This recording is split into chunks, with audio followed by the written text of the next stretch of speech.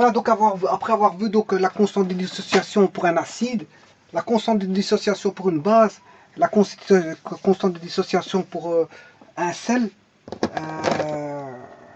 je vais montrer maintenant la constante de dissociation généralisée, qu'elle s'applique aussi bien aux bases, aux sels qu'aux acides, mais il faudra faire attention à voir si c'est un électrolyte faible ou fort en fonction du coefficient de dissociation.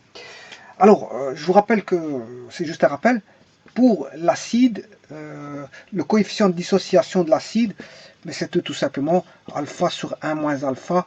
Il fallait tenir juste compte de la concentration en acide de départ, donc en mol par litre, une concentration molaire volumique.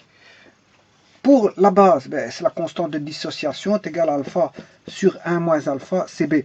Je vous rappelle que alpha, ben, c'est le degré d'ionisation, hein, c'est-à-dire c'est le nombre de molécules dissociées ou ionisées, sur le nombre total de molécules dissoutes. Hein.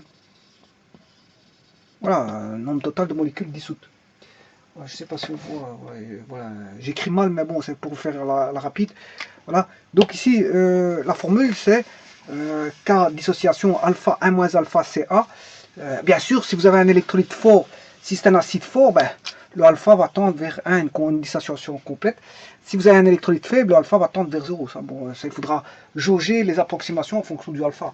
Si vous avez une base forte, ben, le alpha va tendre vers 1. Si vous avez une base faible, le alpha va tendre vers 0. Base forte, ça veut dire une grande dissociation. Électrolyte fort, conductivité forte. Hein. C'est ce que ça veut dire. Hein. Ça a à voir avec la conductivité, tout ça. Voilà.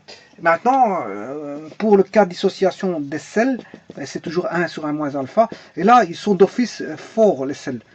Les sels, le CS, bon, voilà, concentration de sel au départ.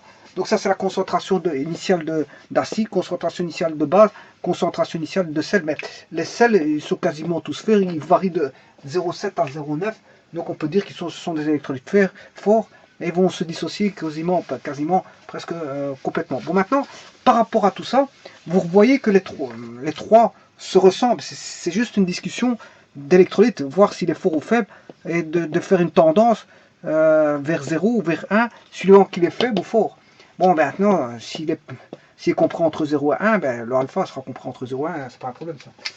Bon, mais vous voyez que les trois formules sont identiques. Donc, ce qui veut dire que maintenant, je vais faire une règle généralisée pour les trois et faire ce qu'on appelle la formule d'Ostwald, qui est applicable pour aussi bien les acides, les bases et les sels. J'ai un élément M avec un élément X, je vais le dissocier, ça va me donner du M+, et du X- d'office. Bon, et si je fais un tableau d'évolution, ben, j'ai du Mx, situation initiale, situation finale, qui va donner du M+, et du X-. Bon, M+, et du X-. Là, on aura bien sûr la concentration initiale, C0, hein, je vais appeler ça C0, pourquoi pas. Voilà, et là, je vais avoir 0, 0, parce qu'il n'y a rien qui a été dissocié, c'est le début de la réaction. Voilà. Par contre, ici, on aura une partie dissociée, en fonction du coefficient de dissociation alpha c'est 0, et là on aura la même chose, on a un équilibre de charge ionique, on a autant de M+, que de X-, donc on a alpha C0, alpha C0. Le différentiel ici vaudra plus alpha C0, et là le différentiel vaudra plus alpha C0. Quand je dis différentiel, ça veut dire que ça a augmenté de plus alpha C0. Voilà. Alors que là, ça a diminué de moins alpha C0. Et alors ici, on retrouvera 1 moins alpha C0. Voilà, et on aura toujours ça. Ce qui veut dire que la constante de dissociation, eh bien, la constante de dissociation, c'est simplement le rapport entre ça fois ça au carré divisé par ceci. C'est ça fois ça au carré divisé par ceci.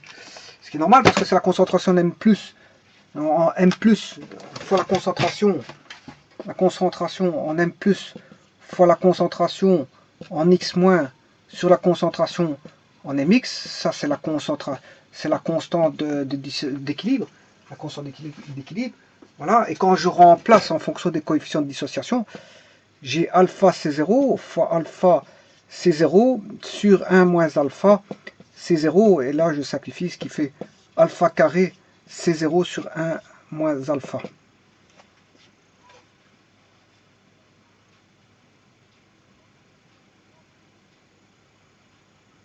Voilà.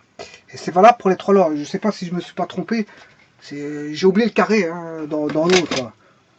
Dans les trois formules que je vous ai mis, je m'excuse, j'ai peut-être oublié le carré. C'est alpha carré, alpha sur 1 moins alpha. J'ai oublié le carré, je m'excuse.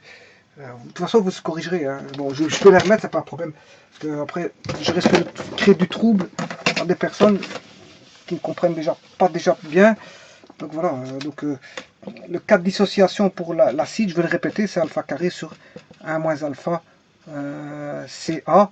Le cas de dissociation 1 moins alpha CB.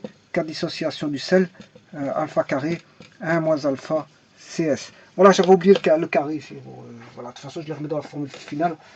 Voilà, il faudrait que je contrôle les autres formules. Mais voilà, il y a du carré ici. Hein. Il y a du carré.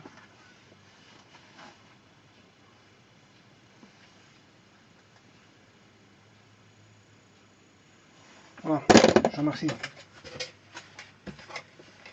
Oui, ça c'est la formule donc de dissociation d'Oswald. Hein. Oswald, la dernière que je vous ai mis. Alpha carré, là, je vais la remettre ici. Elle est valable pour voilà, tout ce qui est décomposition ionisée comme ça, hein, décomposition dans la solution aqueuse. Cas de dissociation vaudra alpha carré sur 1 moins alpha fois la concentration initiale. Voilà, je vous remercie.